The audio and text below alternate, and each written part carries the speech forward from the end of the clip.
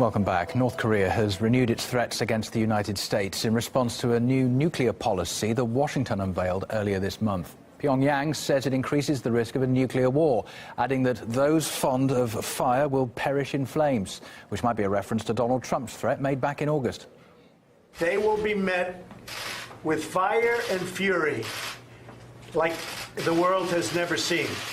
Donald Trump's nuclear posture review, the first rethink of U.S. policy of its kind in 7 years, includes an option to unleash nuclear weapons in response to a non-nuclear attack.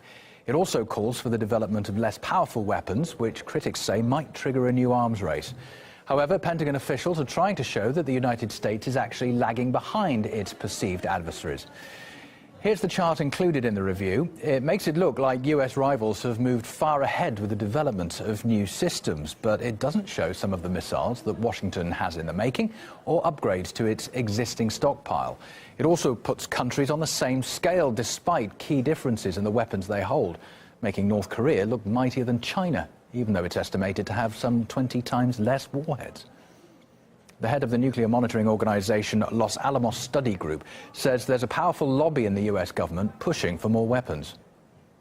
Are those in the U.S. government who would like to increase the nuclear military capability of the United States. Now, some of that is just posturing on their part.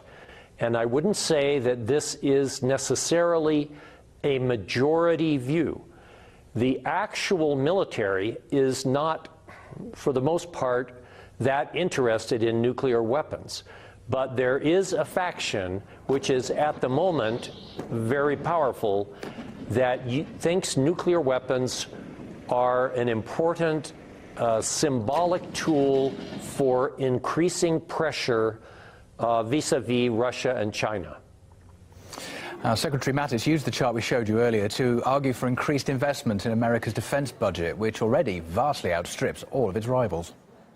The committee is pleased to welcome the Secretary of Defense, Honorable James Mattis. No strategy can survive, as you pointed out, Chairman, without the funding necessary to resource it. And insufficient funding for the military, sustained investment, budget investments, tax dollars, the budget for our military, funds, budget funding in support of most NATO allies are also increasing their defense budgets.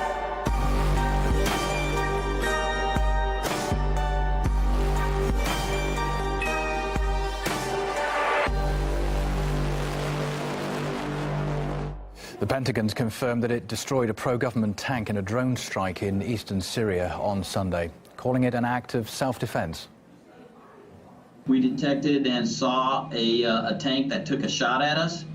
It continued to move, so we again executed self-defense rules of engagement to protect ourselves. And I believe that was something that, again, we always have the right to do, and we'll make sure we're in a position to do that.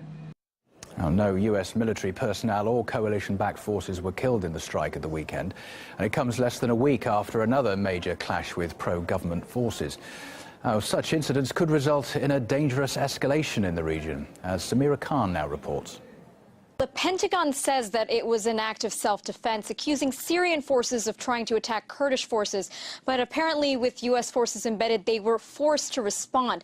Now, on Wednesday, the U.S. said it carried out defensive airstrikes in retaliation for what they saw as an unprovoked attack. But according to reports, more than 100 fighters aligned with the Syrian government were killed in the airstrike. Now, this latest escalation is definitely something to worry about on all sides, especially considering that the Syrian conflict's been largely perceived as a fight against terror, well, against ISIS in particular, which is almost wiped out.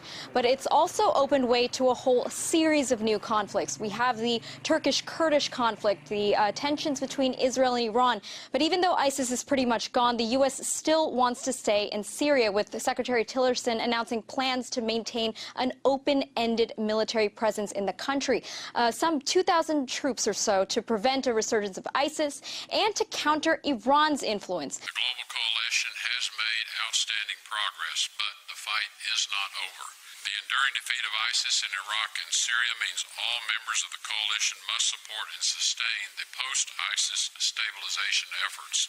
It also includes the presence of effective forces to help secure liberated areas and facilitate the safe return of internally displaced persons. And surprisingly, the U.S. isn't the only one. The French president said that France will attack if they find proof that chemical weapons were used against civilians, promising to strike where chemical shipments originated. The escalate in such an intertwined military situation, with all these forces very close to each other, in a medium-sized country, but in regions that are actually rather small regions, then the possibility of things spiraling out of control are very, very real.